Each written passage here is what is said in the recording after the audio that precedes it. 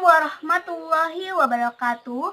Kami dari kelompok 1 akan menjelaskan mengenai komunikasi, informasi, edukasi, kesehatan, reproduksi remaja.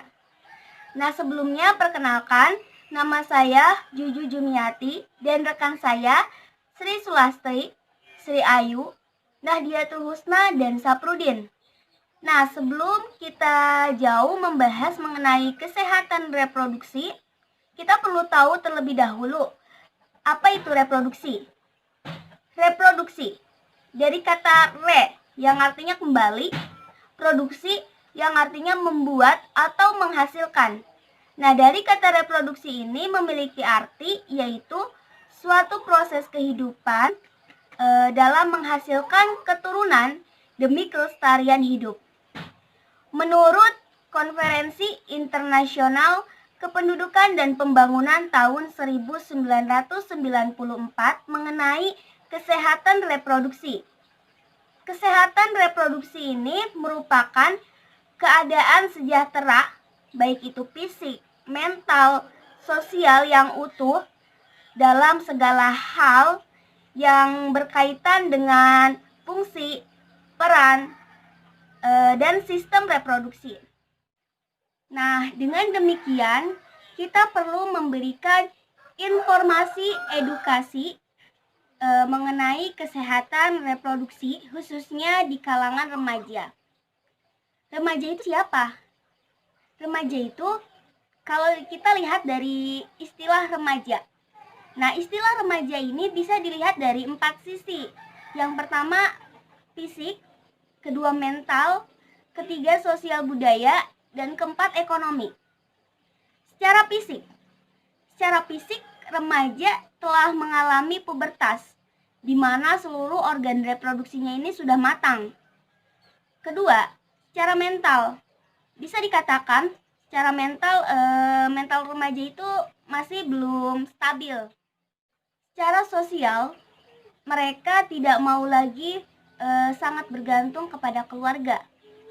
Kemudian secara ekonomi remaja secara umum masih bergantung kepada orang tua.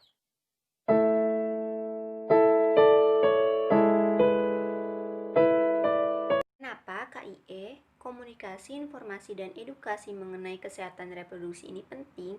Yang pertama, lebih dari 500 juta orang yang berusia 10-14 tahun yang hidup di negara berkembang rata-rata pernah melakukan hubungan suami istri di bawah umur 15 tahun.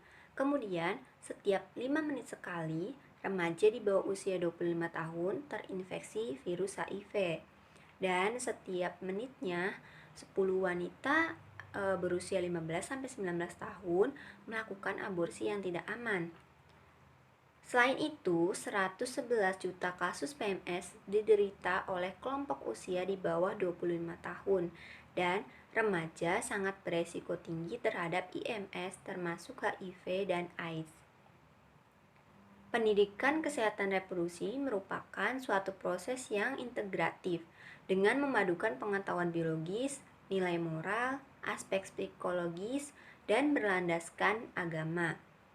Hal ini menyesuaikan dengan kebutuhan anak. Proses ini seharusnya dilakukan sejak dini, dimulai dari lingkungan keluarga. Karena edukasi mengenai kesehatan reproduksi ini penting bagi anak agar tetap menjaga kesehatan reproduksinya, agar terhindar dari penyakit-penyakit yang berkaitan dengan sistem reproduksinya. Kemudian, apa itu kesehatan reproduksi? Kesehatan reproduksi adalah kondisi sehat menyangkut sistem, fungsi, dan proses alat reproduksi yang dimiliki. Sehat itu tidak semata-mata berarti bebas dari penyakit atau bebas dari kecacatan, melainkan juga sehat secara mental, sosial, dan kultural.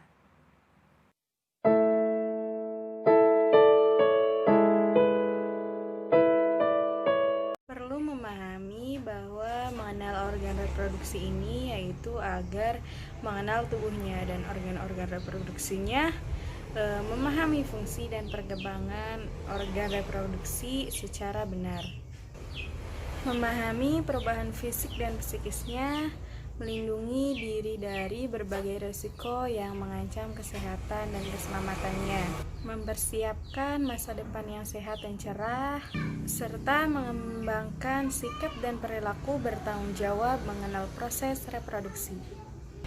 Berikut beberapa cara yang bisa dilakukan remaja untuk menjaga kesehatan alat reproduksinya, yaitu memakai handuk yang lembut, kering, bersih, dan tidak berbau atau lembab, memakai celana dalam dengan bahan yang mudah menyerap keringat, mengganti pakaian dalam minimal dua kali dalam sehari.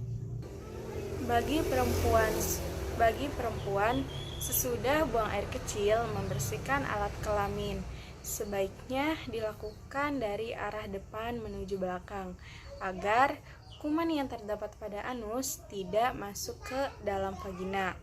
Bagi laki-laki, dianjurkan untuk dihitan atau disunat guna mencegah terjadinya penularan penyakit menular seksual serta menunjukkan resiko kanker penis. Selanjutnya yaitu seksualitas. Semua yang berhubungan dengan manusia sebagai makhluk seksual, emosi, kepribadian, sikap, dan lain-lain. Arti seks yaitu jenis kelamin, reproduksi seksual, organ seks, rangsangan, gairah seksual, dan hubungan seks. Isu bahasan yaitu organ reproduksi, pubertas, kehamilan, konsekuensi, HUS bebas, dan tidak aman atau KTD, absorpsi, MS termasuk HIV atau AIDS.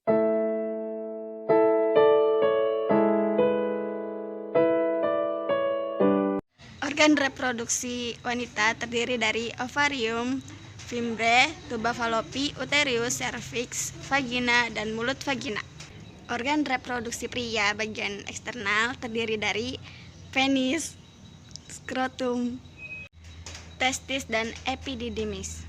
Organ reproduksi laki-laki bagian internal terdiri dari vas deferens, vesicula seminalis, saluran ejakulasi, saluran kemih, kelenjar prostat, dan kelenjar bau retal.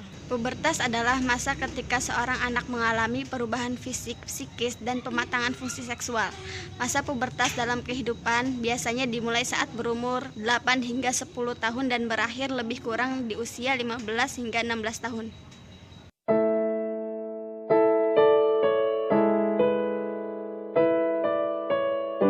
Selanjutnya, apa yang terjadi pada perubahan seksualitas atau pubertas pada laki-laki dan perempuan?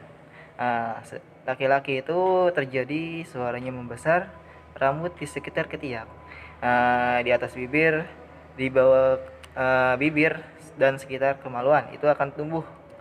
Sedangkan untuk perempuan itu sifatnya lebih sensitif, mudah tersinggung, mudah marah, irasional, stres, takut, ingin mandiri, ekspresif, dan ingin tahu. Sekian, terima kasih.